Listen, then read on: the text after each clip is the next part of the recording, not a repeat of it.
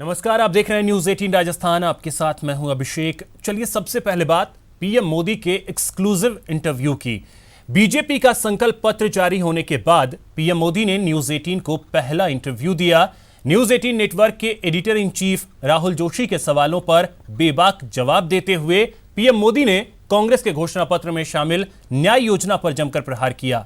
PM Modi ने कहा कि 60 साल के शासन में कांग्रेस ने देश के साथ अन्याय किया, जिसे घोषणा पत्र में न्याय के जरिए उन्होंने स्वीकार कर लिया है। यही नहीं, पीएम ने कांग्रेस पर एक एक कर कई सवाल दागे।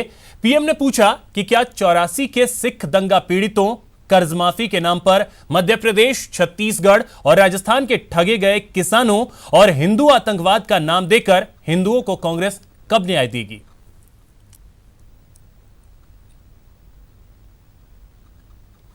कैंपेन कांग्रेस का चला है, वो कह रहे हैं अब होगा न्याय।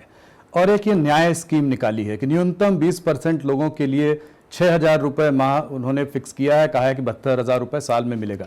आप इस स्कीम को कैसे देखते हैं? क्या ये इनके लिए कुछ गेम चेंजर इस चुनाव का उनका जो मुख्य मंत्र है, अब होगा न्याय, इसका मतलब ये हुआ कि वो स्वीकारते हैं कि 60 साल के शासनकाल में उन्होंने अन्याय किया है। तो जाने अनजाने में उनके मुंह से निकल गया है कि उन्होंने 60 साल तक सरकार चलाते हुए अन्याय किया है। और जब ये न्याय की बात करते हैं तो 84 के सिखों के साथ जो जुल्म हुआ, वो सिख भी अब न्याय मांग रहे हैं। क्या उनको न्याय देंगे? क्या ट्रिपल तलाक से पीड़ित बहनें भी न्याय मांग रही हैं? क्या ये कांग्रेस न्याय देगा? क्या छत्तीसगढ़, राजस्थान और मध्य प्रदेश, जिन किसानों को कर्ज माफी के लिए वादा किया गया था, वो किसान न्याय मांग रहे हैं। आपने समझौता एक्सप्रेस के नाम पर हिंदू आतंकवाद कर करके हिंदुओं को आतंकवादियों के साथ जोड़ दिया। इस देश का हिंदू न्याय मांग रहा है कि आपने हमें आतंकवादी क्यों कहा। नरसिम्हा राव न्याय मांग रहे हैं कि आपने उनके डेड बॉडी तक को, जिस कांग्रेस के लिए जीवन खपा दिया था, कांग्रेस के दफ्तर जाने क्यों नहीं दिया। उनकी आत्मा भी न्याय मांग रही है। न्यूज 18 नेटवर्क के editor in chief Rahul Joshi के सवालों पर बेबाक जवाब देते हुए पीएम मोदी ने कांग्रेस के घोषणा पत्र में शामिल अफस्पा हटाने के वादे पर जमकर प्रहार किया। पीएम ने कहा कि arms force special power act को हटाने का मतलब जवानों को फांसी पर लटकाने जैसा है।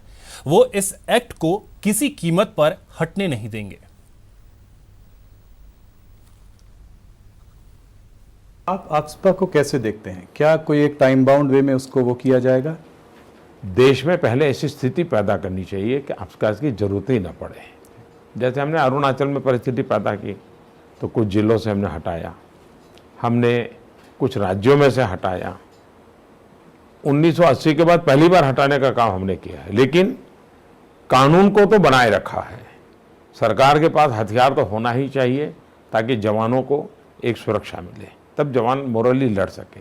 और जम्मू कश्मीर में से हटाने का मतलब होता है कि हमने हमारे जवानों को फांसी के तख्त पर लटका देना। मैं देश के जवानों के साथ ऐसा नहीं होने दूंगा। अब अफस्पा को हटाने की बात करने का मतलब है कि आप अपने सेना के जवानों के हाथ में से सारे शस्त्र ले रहे हैं। तो देश की सेना के जवान को इस प्रकार से निहत्या करना क्या शोभा देता है क्या? और भारत की सेना पीस कीपिंग फोर्स में भारत के सुरक्षा बल के जवान जाते हैं।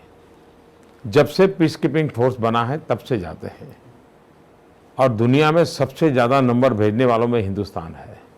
लेकिन अनुभव ये आया है कि इतने सालों में सारे दुनिया में भारत की सेना के लोगों की डिसिप्लिन, ड्यूटी के प्रति उनका समर्पण, इसकी भरचक सराहना होती रही है। बड़ा गौरवगान होता रहा है।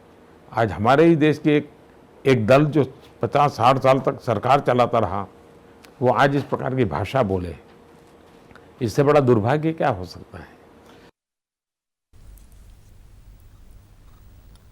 न्यूज 18 के साथ एक्सक्लूसिव इंटरव्यू में पीएम मोदी ने सहारनपुर में मुसलमानों से वोट मांगने पर मायावती पर तंज कसा। पीएम ने कहा कि लगातार मिल रही हार से मायावती बौखला गई हैं। पीएम ने मायावती की इस सियासत पर सेक्युलरिज्म का झंडा ढोने वाले चुप क्यों बैठे हैं, ये सवाल भी उठाया। मायावती जी ने ओपनली मुस्लिम्स को मुस्लिम से वोट मांगे, कहा कि सिर्फ गठबंधन को वोट दीजिएगा, वोट बंटना नहीं चाहिए। उसके रहते वो इसी की नजर में भी आ गई। ऐसे बयानों को आप कैसे देखते हैं? लगातार पराजय के कारण हताश हुई मायावती जी इस प्रकार की बात कहे, इसे मैं बहुत स्वाभाविक मानता हूँ।